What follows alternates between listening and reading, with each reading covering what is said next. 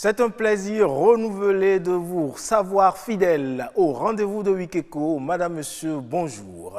La mauvaise gestion des déchets fait partie des problèmes environnementaux qui se posent dans les agglomérations urbaines du monde et surtout dans les pays en voie de développement. Au Bénin, par exemple, plus de 350 000 tonnes de déchets sont produites par les villes du Grand Nokoué, soit en moyenne 6 tonnes par habitant. Et pourtant, les déchets ne sont pas bons qu'à jeter. Ils peuvent être recyclés pour une réutilisation, incinérés pour produire de la chaleur et de l'électricité ou même être traités pour produire du biogaz. La transformation et la valorisation des déchets, c'est le sujet du dossier de la semaine. Et en décryptage, vous le savez, les enseignants de la maternelle et du primaire sont désormais obligés de sortir de leur habitude vestimentaire un certain nombre de tenues une fois en situation de classe. C'est une décision du ministre des Enseignements maternels et primaires. Dans la liste noire, le port de pantalons collants ou cintrés,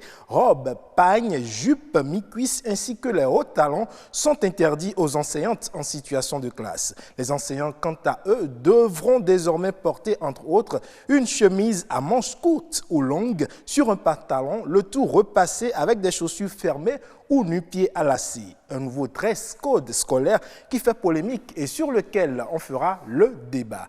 Ainsi donc démarre l'aventure de Wikeko de ce dimanche. L'acte 1, c'est le mini-journal. À la présentation, Nadège Omolade Sani.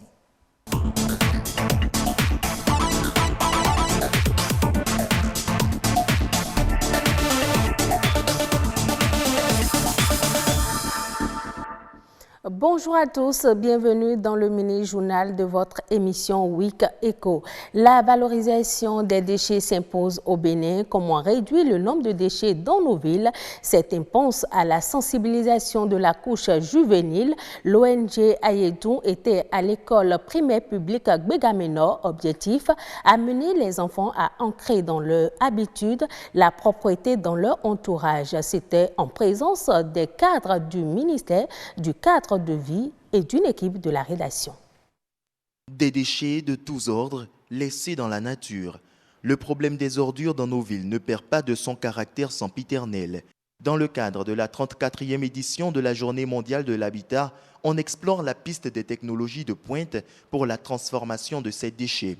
L'Organisation des Nations Unies propose sur son site l'automatisation et l'intelligence artificielle afin de trier efficacement les matières recyclables. Des technologies innovantes susceptibles de transformer les déchets organiques en énergie renouvelable. Au Bénin, on en est certes bien loin, mais on reste tout de même conscient. On peut utiliser nos déchets pour fabriquer des matériaux de construction et qui vont rendre nos bâtiments plus éclatants, plus brillants et plus modernes. Même avec les déchets, nous allons fabriquer des pavés qui seront utilisés. Pour y arriver, il faut commencer par recycler les déchets qui sont du moins considérables. En effet, 385 000 tonnes de déchets sont produits chaque année par 2,3 millions d'habitants dans le Grand Nokoué. Seulement 10% de ces déchets sont collectés et le reste laissé dans la nature. Pour changer rapidement la donne, la solution est toute trouvée par l'ONG Ayedou. La sensibilisation, la cible, les bouts de chou.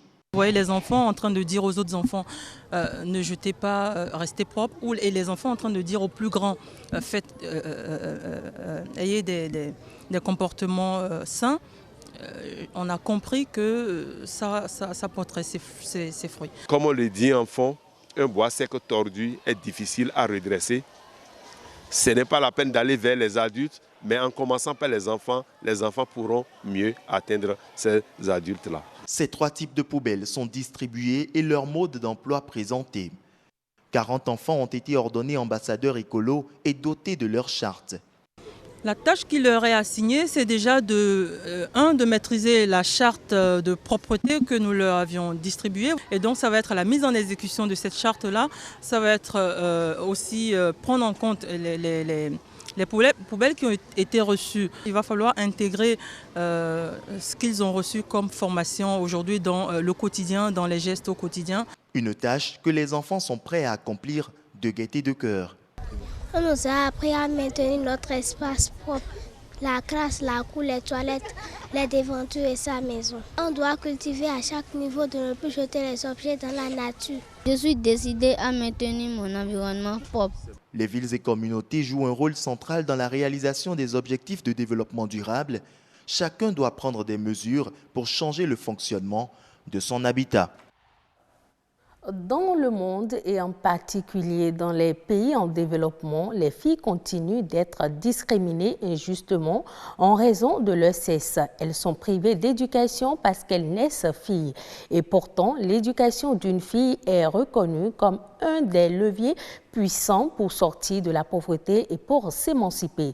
Pour valoriser l'éducation des jeunes filles au Bénin, la star internationale Angélique Kidjo appelle à une action urgente et collective. Ulvaeus Balogun, François Zissou.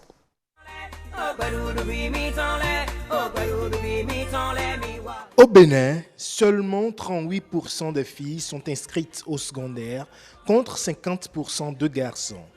Une situation préoccupante qui interpelle à trouver les moyens pour encourager les filles à aller à l'école et surtout à y rester. Il y a beaucoup de douleurs chez nos jeunes filles.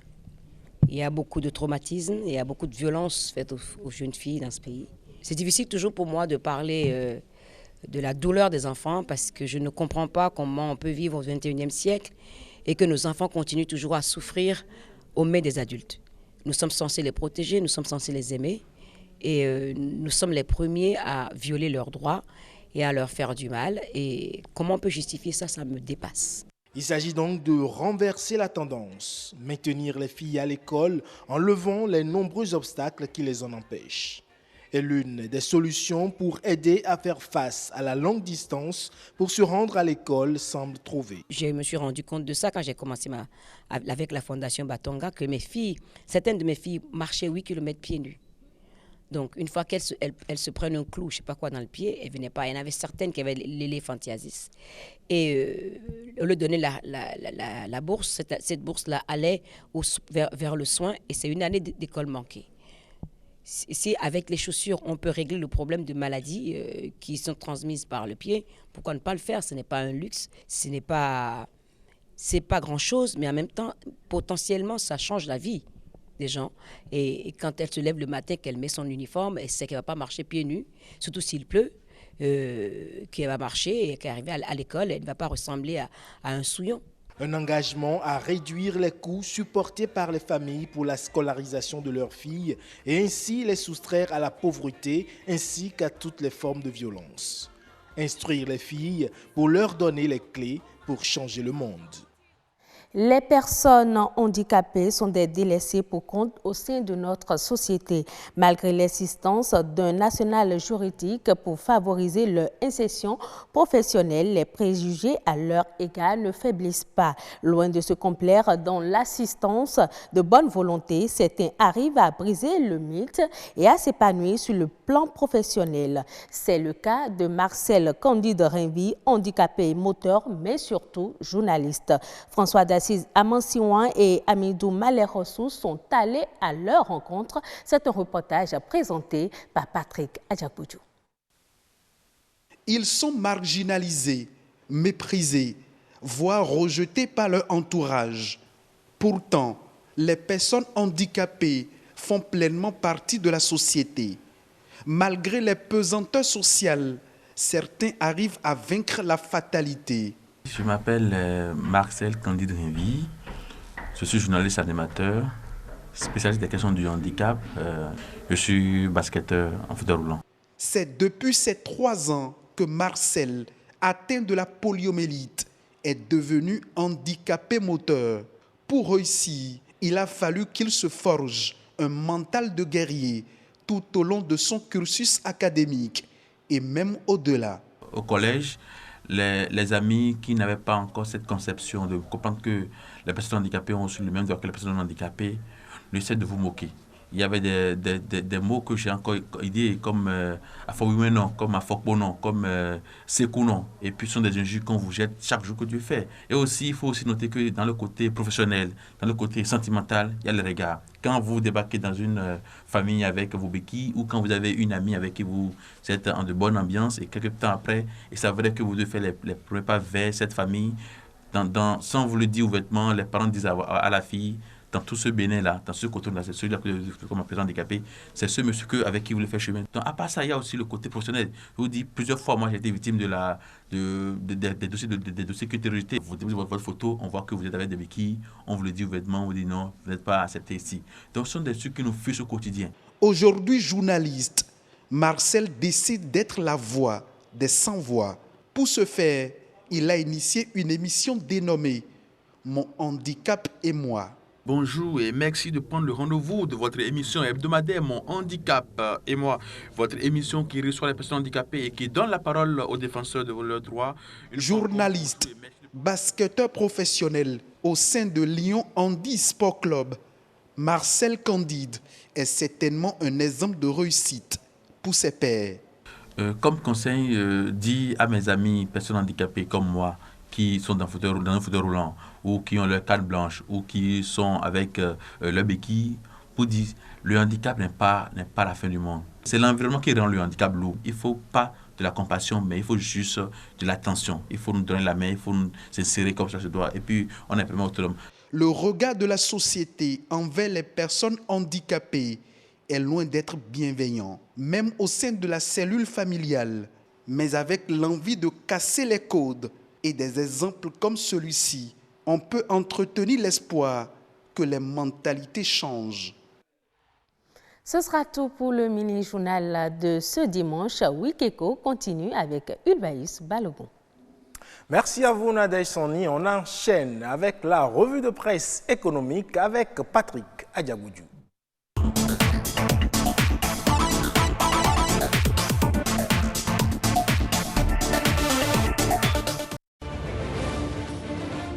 Fidèles téléspectateurs de BB24, bonjour à chacun et à tous. C'est la revue de presse économique. Bonne nouvelle pour tous les acteurs qui travaillent à booster les performances de l'administration publique. La situation financière prévisionnelle des établissements publics s'annonce globalement favorable sur la période 2020-2022. L'information intéresse la nation, qui fait savoir à la une de sa publication du mercredi 9 octobre 2019, croissance des entreprises publiques, une performance de 16,7% visée. C'est en effet ce que révèle le document de programmation budgétaire et économique pluriannuel 2020-2022. Les chiffres d'affaires des sociétés vont accroître de 16,7%, avec une recette de 352,4 milliards de francs CFA en 2022, contre 302 milliards de francs CFA en 2020. Selon le journal, le même document précise que les impôts et taxes payés par les établissements publics resteront faibles. Pour les offices, ils seront inférieurs à 1 milliard de francs CFA et autour de 3 milliards de francs CFA pour les sociétés. D'une information à une autre, mais toujours dans la même publication, le journal du service public nous apprend que les journées Doing Business de la pièce, organisées la semaine dernière à Cotonou, ont permis aux investisseurs nationaux et internationaux d'échanger autour des 11 indicateurs pris en compte pour l'élaboration du programme de Doing Business de la Banque mondiale. La priorité, lui, a consacré la manchette de sa parution du mercredi 9 octobre 2019 au système éducatif. Le journal écrit « Dépenses publiques sous la rupture », plus de 30% consacrés à l'éducation. Selon la priorité, c'est une information donnée par le ministre en charge des enseignements maternels et primaires. Contribution au produit intérieur brut. L'agriculture, un secteur producteur de richesse. L'information est relayée par le potentiel. Selon le journal, au nombre des secteurs qui boostent la croissance économique au Bénin, le secteur agricole compte pour beaucoup. Sa contribution au PIB a été dopée. En 2018, les dernières statistiques enregistrées révèlent une contribution de 28,3% du secteur agricole au produit intérieur brut. La Nation, radioscopie du financement des affaires sociales de 2015 à 2019, une allocation budgétaire en dents de scie. Fin de la revue de presse économique. À dimanche prochain, Ulvaeus Balogun.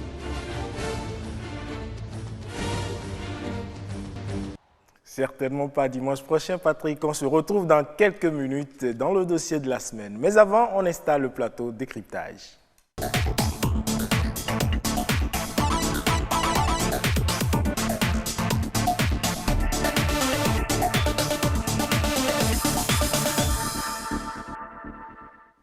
Jugé trop provoquant, trop décontracté et inapproprié à un cadre de travail scolaire, de nombreux vêtements et accessoires ont été interdits par le ministre des Enseignements maternels et primaires à compter de cette année scolaire, provoquant quasi systématiquement, l'indignation du corps enseignant. Nous, ici, on fait le débat avec deux confrères, notamment sur le bien fondé de cette décision et sur ses probables implications. Je reçois pour vous ce matin Hubert Diogué, journaliste, secrétaire de rédaction au journal L'Autre Vision, par ailleurs enseignant. Bonjour Hubert. Bonjour Ulvaeus. Merci de nous honorer de votre présence. C'est un plaisir pour nous.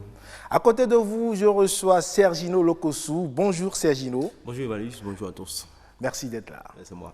Alors Hubert, vous aviez entendu le sujet que je viens de planter. Il y a plus de décolleté, stylé, plus de pantalons collants, ni cintrés, ni de robes et de jupes mi-cuisses. Comment appréciez-vous cette décision? Alors d'abord, cette décision n'est pas une innovation en réalité.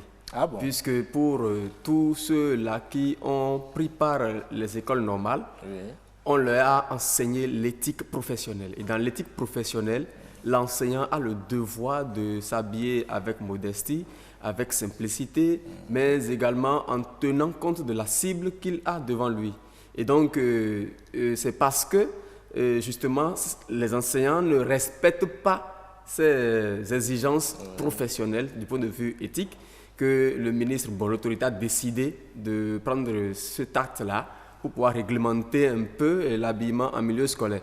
Mais il faut quand même faire remarquer que il y a, je crois, 2 ans, le ministre Kakou Maouyon des enseignements secondaires et tout ça, oui, avait déjà pris également un acte pareil pour pouvoir réglementer la chose au niveau secondaire. Donc ce n'est pas une innovation en réalité, mais c'est juste un rappel à l'ordre que l'autorité est en train de faire. Mais vous qui, en plus d'être journaliste, êtes enseignant, trouvez-vous que vos collègues enseignants, je veux dire, s'habillent indécemment? Le fait avéré, parce que vous voyez, c'est vrai, ça varie d'un milieu à un autre, d'une école à une autre. Mais il y a quelques-uns qui s'habillent très bien, mais la grande majorité, quand vous les voyez, vous-même, vous êtes à la limite révolté, parce qu'ils s'habillent très mal. Et cela influence même leur enseignement dans les classes, parce que l'élève, l'apprenant qui regarde son éducateur, son enseignant, très mal habillé, mais il est d'abord choqué. Il est choqué et il ne suit plus rien. Il ne fait que regarder l'enseignant, ainsi de suite. Voilà. On va revenir sur les implications. J'aimerais donner la parole à Sergino pour nous dire un nouveau dress code en milieu enseignant. On a envie de le dire. On peut le dire sans prendre le risque de se tromper, mais toujours est-il que la décision est la bienvenue, comme l'a souligné le confrère tout à l'heure. Il est de coutume, quand vous allez dans les écoles ou dans les lieux de savoir, vous constatez par vous-même, à Cotonou et en dehors de Cotonou, que les enseignants ne s'habillent pas bien de griffe. Mais il n'y a que dans le lot, il y a certains qui s'habillent très bien. Moi, je me demande si, véritablement, si on arrivait à appliquer cette mesure, est-ce qu'il y a des mesures d'accompagnement, comme on le dit, parce que vous l'avez souligné tantôt dans votre introduction, ça varie d'une zone à une autre. Ne demandez pas à l'enseignant qui est à Cotonou, dont la vie coûte excessivement cher, de se mettre en costume. Celui qui est devant moi, il est enseignant, mais il est également journaliste, donc ça fait 2 casquettes. Et donc vous voyez que les sources de revenus sont un peu diversifiées. Et donc, je crois que c'est une bonne mesure, ça permettra de changer un peu les choses parce que le gouvernement est en train de mettre en place la refonte du système éducatif et ça passe par là. Moi, je me rappelle quand j'étais en première année à l'université, en 2006, j'étais à l'École nationale d'administration et de magistrature. J'avais un professeur qui particulièrement me sidère. Et donc, quand j'avais son cours, c'est un professeur de droit dont je tais le nom, quand j'avais son cours, même malade, je dois aller au cours parce que je dois aller voir une nouvelle cravate, une nouvelle veste ou un nouveau costume et tout. Et donc, ça me donnait envie de devenir comme lui, de devenir professeur de droit, de bien s'habiller. Et donc, qu'est-ce que je veux dire par là? L'habillement du professeur a un impact positif sur les apprenants que nous avons aujourd'hui. Parce que quand l'enseignant s'habille très bien, c'est que le message passe. C'est que l'enfant ou l'élève a envie de devenir comme son enseignant. Mais l'élève n'est pas là pour voir la... Non, justement, nous sommes dans le milieu éducatif où la posture de l'enseignant compte. Parce que moi, je me rappelle, quand vous êtes enseignant, je parle de mon cas, quand vous venez pour la première fois, si l'enseignant pour la prise de contact, s'il ne s'habille pas bien, je me dis, est-ce que lui là, s'il me donnait un vrai coup, est-ce que son cours sera intéressant? On se dit ça. Donc, en gros, je crois que c'est une bonne mesure, mais il faut véritablement aider les enseignants parce que j'ai appris dans mes investigations que la prime d'habillement ne fait même pas le ppdiem chez le journaliste. Donc je crois qu'il faut véritablement que l'État travaille à cela pour véritablement aider ces enseignants, comme il a souligné, qui ont reçu des cours sur l'éthique, puissent véritablement appliquer ces cours. Parce qu'une chose est de recevoir les cours, l'autre chose est d'avoir les moyens pour pouvoir les appliquer. Les moyens, ça veut dire de l'argent, parce que s'habiller, c'est également très important. C'est de l'argent et c'est très important. Hubert, vous abordiez tantôt l'aspect relatif à l'impact que l'habillement peut avoir sur l'apprenant. Oui, l'apprenant, parce que, vous voyez, je vais vous donner d'abord un exemple. Et ça, c'est mon cas moi-même. J'ai eu la grâce, sinon la chance, d'être gardé par un homme. Il s'agit de l'inspecteur Yves Daïvo en français. Mais je vous assure, j'étais en série C. Il m'a tenu de la seconde C, première C, en terminale C. Mais la façon dont il s'habillait, j'avais envie d'aller en lettres. Ça a déteint sur Et cela m'a quand même amené à effectivement finir mes études en lettres. Vous voyez? Donc c'est pour dire quoi? La façon dont l'enseignant s'habille, ça impacte positivement ou même négativement. Parce que j'ai eu des témoignages par rapport à cette affaire-là. Et selon ces témoignages-là, il y a une enseignante qui s'est très mal habillée et qui pouvait porter une mini-jupe façon qui était un peu décolletée aussi, tout ça. Mais les élèves disaient, mais est-ce que si le vent soulevait ce qu'elle a porté, parce qu'elle n'avait pas... Voilà, vous voyez, c'est déjà des choses. Oui. Vous voyez, ça fait effet sur ces enfants-là et ce n'est pas normal. Donc moi, je pense qu'on peut être pauvre et mieux et bien s'habiller. Mais Sergino a évoqué un aspect intéressant, c'est la prime d'habillement. Oui, la prime d'habillement. Parce que s'habiller, c'est les moyens. C'est vrai, s'habiller, c'est les moyens. En costume, on l'a dit, il faut qu'il soit dans des chemises bien repassées, des chaussures fermées, c'est pas... Oui, mais lorsque nous disons qu'il faut porter des chemises bien repassées, tout ça, ça coûte combien? Une chemise aujourd'hui, ça coûte combien? Une chemise de qualité. Et nous avons, ceux qui sont à Cotonou, quand même, eux, ils ont la chance d'avoir Missebo à côté et il peut faire un tour là-bas pour voir des choses. Ainsi de suite. Bon, je ne fais pas de publicité à Missebo, mais quand même, l'enseignant peut quand même s'habiller, ne pas paraître misérable devant les apprenants, ne pas montrer aux apprenants que vraiment ce métier-là, n'allez pas vers ce métier. Parce que c'est aussi ça. Et tout à l'heure, mon confrère l'a dit. Et je l'approuve. Lorsque l'enseignant s'habille très mal, mais vous doutez même de la qualité de l'enseignement qu'il veut vous donner. Et ce n'est pas normal. Et donc, je pense que c'est vrai, et la prime d'habillement est vraiment dérisoire et j'en appelle au sens quand même de responsabilité de l'autorité pour quand même revoir cette prime-là pour que les enseignants aient le minimum qu'il faut en dehors de leur salaire pour quand même Oui, mais normalement, avant même de prendre une telle décision, on devrait déjà réfléchir à la prime d'habillement. Oui, je crois que la prime existe, mais ce que nous souhaitons, c'est qu'elle soit un peu revalorisée. Elle est dérisoire, de l'ordre de 4 000 et quelques, moins de 7 000 en tout cas. Mais c'est une bonne décision. Ça permet de savoir, d'intégrer dans la tête de ceux-là qui veulent devenir enseignants que quand on est enseignant, on s'habille très bien. Et donc, quand vous voulez aller vers ce métier-là, il faut mettre dans votre tête qu'il faut bien s'habiller. Parce que l'habillement, ça compte beaucoup. Ça détermine votre personnalité en quelque sorte. Et quand vous allez au cours, parfois, il y a des enseignants qu'on affecte et qui vont pour la première fois dans des établissements donnés. Mais quand vous allez dans les établissements, montrez aux enfants que vous habillez très bien. Montrez aux enfants que l'enseignement, c'est certes, il n'y a pas de l'argent dedans, mais on peut faire l'enseignement. Parce que quand vous montrez aux enfants que l'enseignant, c'est celui-là qui n'est pas bien payé, c'est celui-là qui doit porter des habits déchirés, froissés, c'est celui-là qui doit s'habiller en rayon pour venir au cours, l'élève va tout dire. Quand on va lui demander qu'est-ce que tu feras demain, il dira toujours qu'il sera douanier, il dira qu'il sera président de la République. Il ne va pas devenir journaliste parce qu'il sait que le journaliste est toujours en veste, il s'habille très bien. Donc, je crois qu'il faut véritablement, si l'autorité, comme il a rappelé,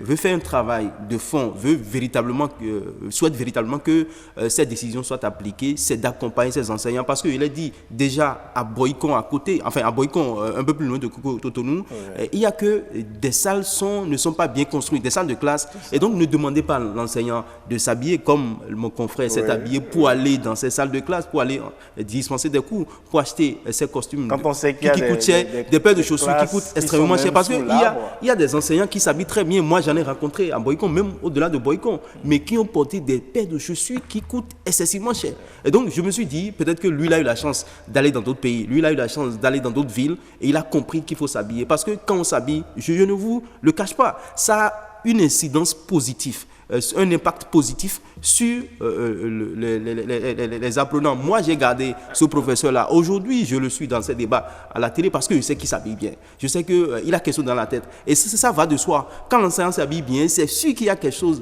dans sa tête. S'habiller bien, c'est une chose. Mais qui définit l'habillement, le code vestimentaire? Non, je crois que c'est l'employeur qui définit le code vestimentaire parce que c'est lui qui recrute, c'est lui qui doit savoir l'habillement qui est adapté à son métier, à ce qu'il donne comme métier à celui qui l'a recruté. Et donc je crois que le ministre est dans son rôle, c'est lui qui doit normalement définir l'habit ou l'habillement que les enseignants doivent porter. Et maintenant, ce qu'on demande, nous savons ce que gagnent nos enseignants, il faut les accompagner, surtout les enseignants du primaire, il faut les accompagner. Cela peut paraître ridicule, mais est-ce qu'il ne faut pas passer à des uniformes comme pour les apprenants? Non, écoutez, je pense que la chose est possible. Uniforme pas en tant que tel, mais on peut dire du lundi à mardi, vous vous habillez en tenue peut-être française et puis du mercredi à vendredi en tenue locale. Bon, c'est pas... Non, écoutez, la prime d'habillement peut aider à le faire. Alors, on dit, un enseignant mal habillé, la faute est-elle au système? La responsabilité est partagée parce qu'il y a des enseignants qui gagnent quand même un salaire acceptable. Quand il évolue dans les grades et les échelons, tout ça, quand même son salaire peut lui permettre de bien s'habiller. Mais qui, parce qu'ils sont peut-être dans une zone déshéritée, il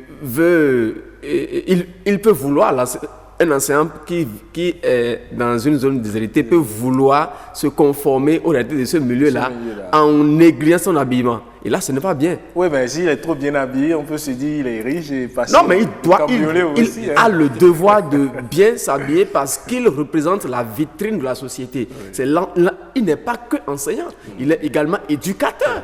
Il est le modèle que l'apprenant doit suivre pour pouvoir forger sa personnalité sociale. Et donc, si lui, il s'habille de façon dévergondée, vous voyez, ce n'est pas bien, ce n'est pas décent. Il faut quand même qu'il imprime cette marque d'éducateur à travers son habillement. Mais l'enseignant qui est bien habillé, qui va en situation de classe, il doit utiliser la craie, après la craie le salit. Non, mais vous voyez... Mais le voilà qu'il est très bien habillé. La craie qui salit son costume... Il y a des blousons qui sont prévus. Moi, par exemple, j'ai des blousons. Oui. Quand je suis en costume, je dois mettre des blousons pour ne pas aussi avoir à envoyer mes habits au pressing qui me prendront nécessite encore 2500, 3000 d'autres coûts, tout ça là, vous voyez. Mais généralement, on n'a pas besoin de grands moyens pour mieux s'habiller. Pas besoin de grands moyens pour mieux s'habiller. On n'a pas besoin de grands moyens. Et comme je l'ai dit à l'entame, quand vous avez une bonne personnalité, quand vous avez une image à soigner, vous êtes obligé de bien vous habiller. Et donc, je crois que, comme l'a rappelé le confrère, les enseignants ne sont pas seulement des enseignants. S'ils maîtrisent l'impact de ce qu'ils font dans nos vies, dans notre devenir, je crois qu'ils doivent bien s'habiller. Et ça va de soi. Et quand tu es enseignant, tu t'habilles bien. Quand tu es en situation de classe, tu es à l'aise. Tu sais que ton message va passer. Maintenant, quand l'enseignante qui est en mini-jupe, dont les cuisses sont laissées à découvert pour les enfants, je crois qu'elle ne sera pas à l'aise. Et vous allez voir, quand les enfants les fixent, elle fixe les enfants pour voir si l'enfant est en train de regarder ses cuisses. Et je crois qu'il faut corriger ça, il faut quand même essayer de corriger parce qu'aujourd'hui, on parle de la représentation du corps de la femme. Il faut que l'enseignante donne, elle qui est le modèle des élèves, filles qui sont dans la salle, leur donne le bon exemple, s'habiller en robe longue. Moi j'aime les robes longues. Et quand mes enseignantes, enfin, celles que j'avais eues quand j'étais... Vous avez les robes longues? Oui, quand l'enseignant... Parce qu'il faut cacher le corps. Oui, il faut cacher le corps. Et donc, quand vous cachez le corps, quand vous êtes femme, surtout enseignante, vous avez le devoir de bien vous habiller parce que l'habillement des filles ont envie de devenir comme vous. J'ai suivi un élément tout à l'heure d'Angélique Kidjo qui donnait des conseils aux jeunes filles. Sûrement qu'il y a des filles dedans qui ont envie de faire comme Angélique Kidjo. Et donc, c'est sûrement que dans nos établissements, il y a des élèves filles qui ont envie de faire comme leurs professeurs femmes. Et donc, ces professeurs femmes doivent bien s'habiller pour donner l'exemple à ces filles. Alors, parce mais au-delà des enseignantes et des enseignants, le problème qu'on ne pose pas souvent, c'est que même les apprenants, parfois, s'habillent mal. C'est-à-dire la tenue kaki, le bas étriqué. Voilà, on ne fait plus attention au modèle qu'il faut coudre. Et parfois, les enseignants aussi sont tentés par l'habillement des apprenantes. Vous voyez, d'accord. D'abord, il y a un règlement intérieur qui régit tout comportement en milieu scolaire. Et cela existe dans toutes les écoles, même au plus fin fond du Bénin, là, vous allez trouver ce règlement intérieur-là. Et donc, l'élève qui n'est pas en tenue réglementaire ne peut pas suivre mon cours. Ce n'est pas possible. Il doit aller changer sa tenue.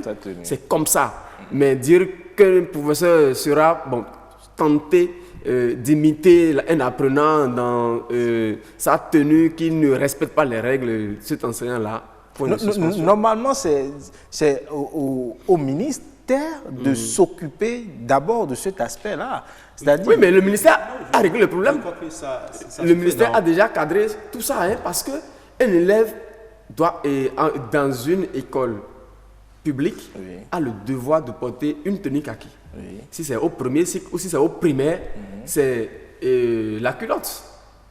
Vous voyez, et la culotte ne doit pas dépasser le genou. Mais le modèle n'est pas toujours respecté. Mais si ce n'est pas respecté, c'est la faute à qui? Ce n'est pas la faute à l'autorité, mais c'est la faute à ceux-là qui représentent l'autorité dans ces établissements, à savoir le directeur au primaire, le censeur, le surveillant général, le directeur au secondaire. Donc voilà, il faut que chacun joue son rôle. Ne demandez pas au ministre de descendre pour aller vérifier si il a fallu que le ministre soit étriqué. Il a fallu que le ministre descende pour remarquer que les enseignants étaient mal habillés. Oui, je me rappelle, je ne sais pas quel préfet ou quel directeur départemental de l'enseignement a interdit les cheveux dans les écoles. Oui, c'est au littoral. Au littoral, même dans d'autres préfets. Dans d'autres préfets. Il a raison, on parle des élèves qui, à cause des cheveux, ne peuvent pas étudier. On ne met pas les mèches, donc on refuse aux filles de mettre les mèches et rase la tête. Et je crois que c'est une bonne chose. Quand on est en situation d'éducation, il faut se mettre dans les conditions optimales pour recevoir le savoir. Et enseignants et apprenants doivent respecter le code. Si véritablement il y avait un code vestimentaire, il faut que le code soit respecté pour éviter, parce que les implications aussi, c'est le harcèlement.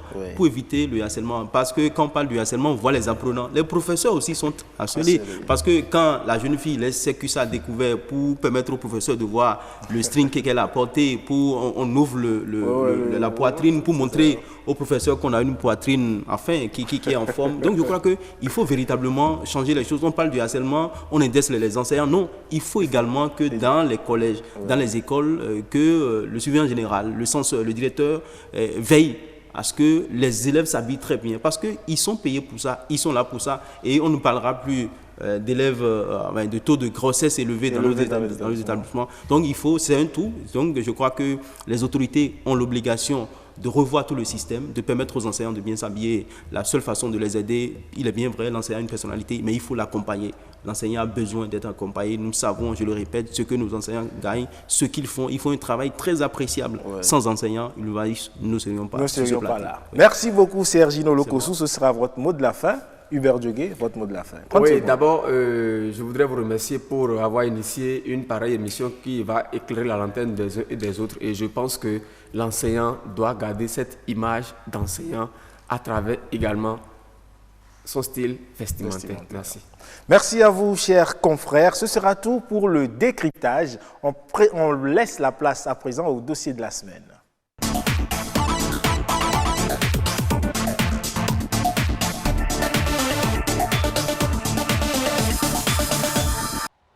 La transformation et la valorisation des déchets contribueraient significativement à la réduction de la consommation des ressources. Elle favoriserait même l'emploi local tout en préservant l'environnement. La pratique du recyclage et de la transformation comme un enjeu économique vital. On en parle dans un instant, mais avant, suivons cet élément. La gestion des déchets dans nos villes et campagnes a longtemps été un casse-tête pour les gouvernants, particulièrement en Afrique.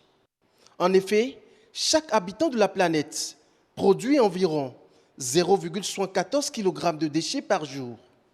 60% de ces ordures sont valorisables si des technologies de pointe sont développées pour leur transformation. Conscient de la richesse que représentent les ordures, plusieurs innovations sont créées pour revaloriser les déchets dans le monde. En la matière, les chercheurs béninois ont développé plusieurs technologies.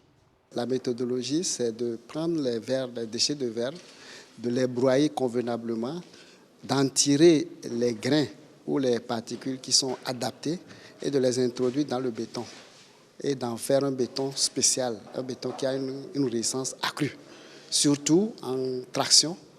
Et ça permet de faire des applications intéressantes comme les panneaux minces, les tuiles, comme les petits pavés. Le secteur des BTP n'est pas le seul domaine exploré par nos inventeurs. Des objets d'art sont également fabriqués avec des papiers recyclés provenant des ordures, du compost, des bâches, des gaines électriques, mais aussi de l'énergie utilisée pour la cuisson des aliments.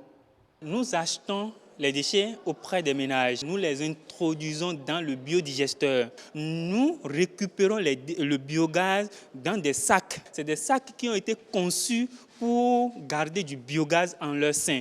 Donc, nous vendons le biogaz contenu dans ces sacs ou bien nous faisons le troc. Vous apportez des déchets et vous repartez avec le sac rempli de biogaz. Pour ces deux panels de discussion, chercheurs, enseignants, innovateurs ont partagé leur expérience en vue d'évaluer le potentiel existant dans la revalorisation des déchets du Bénin. Ce n'est qu'un début, ça va continuer pour que nous puissions effectivement compter parmi les pays qui ont beaucoup d'outils innovants pour transformer les déchets en richesse et pourquoi pas, d'ici à là, également aller vers les technologies de pointe dans ce secteur-là. La 34e édition de la Journée mondiale de l'habitat, décrétée par l'ONU, célébrée au Bénin, a également été l'occasion pour les acteurs du cadre de vie de réfléchir à la modernisation de la collecte des déchets et plusieurs initiatives seront financées par le gouvernement pour l'atteinte de l'objectif 11 de développement durable. Faire en sorte que les villes et les établissements humains soient ouverts à tous, sûrs, résilients et durables.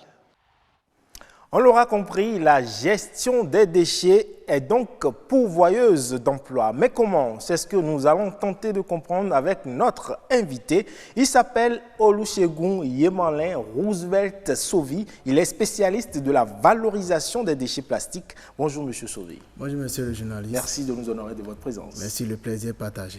Et je le disais, Patrick Adjagodjou, il nous a rejoint sur ce plateau. Bonjour Patrick. Bonjour Yves Balogun. Vous avez la charge de conduire cet entretien. Tout à fait. Et comme je le disais, il paraît que nos ordures constituent une richesse ignorée. Exactement, Yves Balogun, chers téléspectateurs de BBV4, les ordures sont une richesse ignorée. Alors, il est important de considérer les déchets ou tas de détritus comme une ressource à valoriser.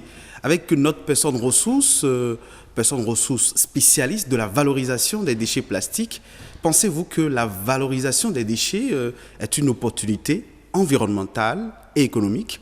La valorisation des déchets plastiques, spécifiquement, est une opportunité non seulement économique, elle permet de créer des emplois, et parce qu'au cours de ce processus, nous donnons une valeur ajoutée à ces déchets que les gens négligent. Et vous parlez de quels déchets plastiques, certes? Quand nous parlons des déchets plastiques, tout le monde a tendance à aller vers les sachets. Or, nous avons aussi les bidons d'essence, nous avons aussi les bidons de soda, les pots de yaourt, nous avons les PVC, les tuyauteries de canalisation d'eau, et ce qu'on utilise aussi dans l'électricité, bâtiment et dans d'autres types d'activités. Et dites-nous, comment vous rassemblez ces différents déchets pour en faire une valeur ajoutée? Ok, ça dépend de la structure pour laquelle je travaille à l'instant là. Parce que si on prend le cas de la structure engagement action sociale de Mme Sandra Dossou, eux ils font l'éco-running. Donc dès qu'ils prennent tous les déchets issus de cette activité, sont déversés sur le site de traitement qui est à Djabo. Donc dès que les déchets arrivent là-bas, nous faisons d'abord le tri. Parce que lors de la collecte, il y a d'autres objets étrangers qui sont à l'intérieur de ces déchets. Donc nous faisons d'abord ça. Après ça, nous faisons maintenant la caractérisation. Ça veut dire, les plastiques, c'est un ensemble de familles. Mais dans ces ensembles de familles, il y a des sous-groupes qui, eux tous, ne sont pas miscibles entre eux. Donc il faut séparer chaque type de matière plastique d'abord et maintenant faire des dosages pour obtenir un mélange homogène à la fin. Ah ouais. Comment se fait ce dont vous parlez là, mélange homogène? Oui, avec dosage. Oui, par exemple, pour obtenir, on prend le cas des pavés. Si on prend les pavés routiers, le dosage de plastique, de sachets et de sable sont faits à des proportions bien spécifiques et à des différents types de températures à respecter lors de la transformation. Si nous prenons par exemple les pots de fleurs, des tables, des planches, il y a aussi, parce que tous les plastiques ne peuvent pas vous permettre d'obtenir tel type de produit.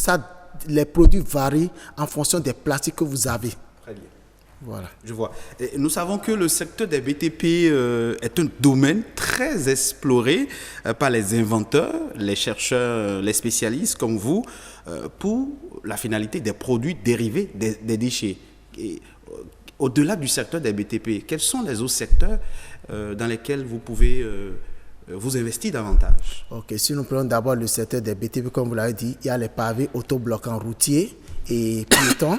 Nous avons des briques modulaires, nous avons du carrelage. Et en plus, les gens utilisent les PET, les bouteilles de soda d'eau minérale, pour faire du béton, surtout dans l'Amérique sud, l'Amérique latine. Oui, ils utilisent les PET, d'autres ils utilisent dans le secteur du textile, plein de choses. Maintenant, si nous revenons à notre débat, et non seulement le secteur des BTP est bien pour la valorisation des déchets plastiques, nous avons le secteur de l'énergie électrique. Nous pouvons produire de l'énergie électrique à partir des déchets. Nous pouvons produire de la carburation, du gasoil, du kérosène à partir des déchets. Nous pouvons faire plusieurs choses à partir des déchets. Est-ce qu'on peut avoir des exemples pratiques? Quand vous dites on peut le faire, de l'électricité, comment ça se fait? L'électricité, vous faites quoi concrètement? Est-ce que biomasse, je ne sais pas trop. Hein? Vous faites quoi? Aussi, on part de la pyrolyse. C'est-à-dire, on prend les déchets, on les enferme dans des enceintes chaudes. Et la chaleur et le gaz produit dans cette enceinte, on les prend, on les convertit dans d'autres types de dispositifs qui vous donnent après de l'électricité, du gaz, du carburant ou des charbons pour faire d'autres choses.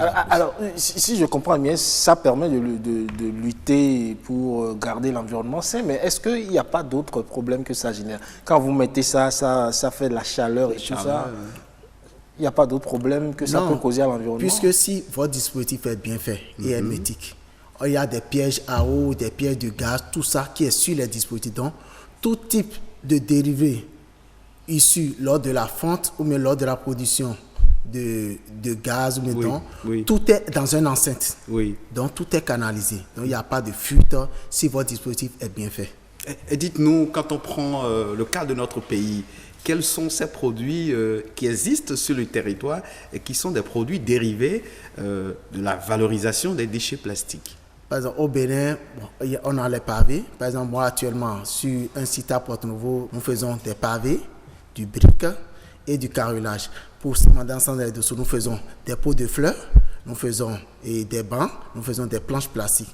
Pour quand j'étais à Msana, une branche de... Évitons d'appeler les noms des structures. Ok. Oui. Donc je fais aussi des planches plastiques, Donnez-moi, en fait, donnez-moi la forme que vous voulez et je vous fais sortir ce que vous voulez à partir des déchets plastiques. Vous pouvez sortir tout ce qu'on veut à partir des déchets plastiques. C'est ça. Donc, dites-moi ce que vous voulez et moi, je vous donne la solution. Donc, si je vous dis que je veux des chaussures, par exemple, vous êtes capable de me sortir des chaussures il y a des chaussures que d'autres marques ont faites avec des sachets et d'autres plastiques. Dites-nous, est-ce que l'énergie produite à base de la valorisation des déchets plastiques est-elle déjà utilisée ici au Bénin? Pas au Bénin, à ma connaissance, mais en Europe, c'est plein déjà. Que vous avez fait ou bien vous Non, avez... j'ai des partenaires avec qui je travaille sur plusieurs projets, sur plusieurs thématiques, qui ont déjà fait des essais et à grande échelle. Et ça a porté des fruits. Et vous pensez que, vous m'excusez Guivaïus, est-ce que la valorisation des déchets sous forme d'énergie est possible dans notre pays? Est-ce que nous avons l'environnement, les atouts qu'il faut pour le faire? Oui, il y a les têtes pensantes, il y a les techniciens pour ça. Il faut juste une volonté. Parce que c'est des dispositifs qui coûtent assez cher. La volonté doit venir de qui? Bon, d'abord du gouvernement, des décideurs. Et maintenant, il faut associer à ceux-là, ceux qui sont dans ce domaine.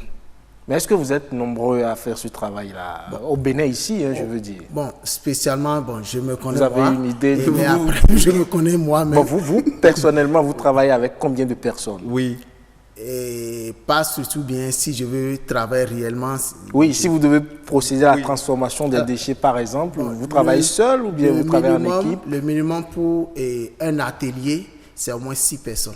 Au moins 6 personnes. Et aujourd'hui, est-ce que vous travaillez seul ou bien vous êtes accompagné des Béninois spécialistes comme vous qui vous accompagnent dans la valorisation des déchets plastiques? Bon, je n'ai pas de spécialiste, je m'entoure des ouvriers, des gens qui ont besoin de boulot, tout ça au moment T. À part moi, jusqu'à aujourd'hui, moi-même, je veux qu'il y ait des gens comme moi pour qu'ensemble, nous mettons nos connaissances pour pouvoir mieux évoluer. Mais est-ce que vous vivez bien de ce métier-là, cette façon de valoriser? C'est vrai, c'est très difficile au Bénin, mais moi, je ne me plains pas. Je ne me plains pas du tout dès que j'ai un contrat, parce que ce ne sont pas des trucs qui sortent tous les jours. Donc, vous avez des contrats pendant 1 an, 3 mois, 2 semaines des fois, 1 semaine des fois. Et après, et ce que je déplore, c'est que ici au Bénin, les gens ont commencé timidement à connaître la valeur de ce boulot. Mais avant ça, tout venait de l'extérieur. Alors, quand vous dites timidement, c'est quand même, on sait que quand on dit timidement chez nous, c'est beaucoup. C'est beaucoup, hein.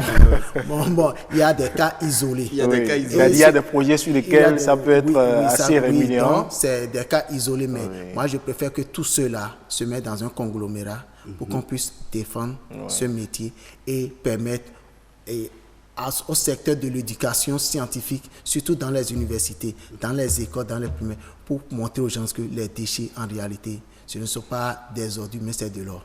Vous parlez d'université, vous parlez d'école. Est-ce qu'il existe des doctorants, des chercheurs, des spécialistes comme vous qui ont créé des technologies, des applications pour valoriser, pour la valorisation des déchets plastiques, que ce soit déchets plastiques solides, ménagers, tout ce que vous voulez?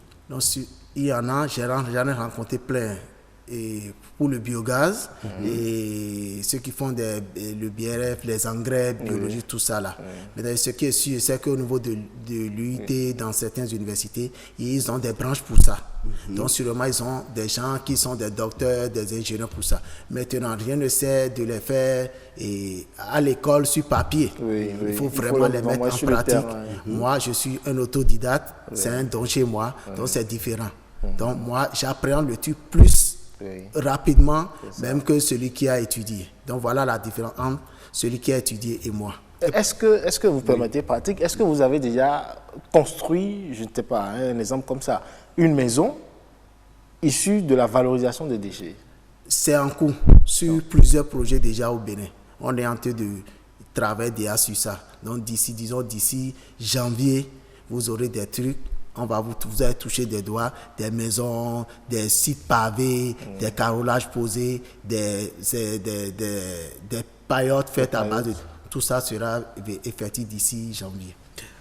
Quand on vous écoute, on sent que vous avez assez d'expérience en la matière, notamment dans la valorisation des déchets plastiques.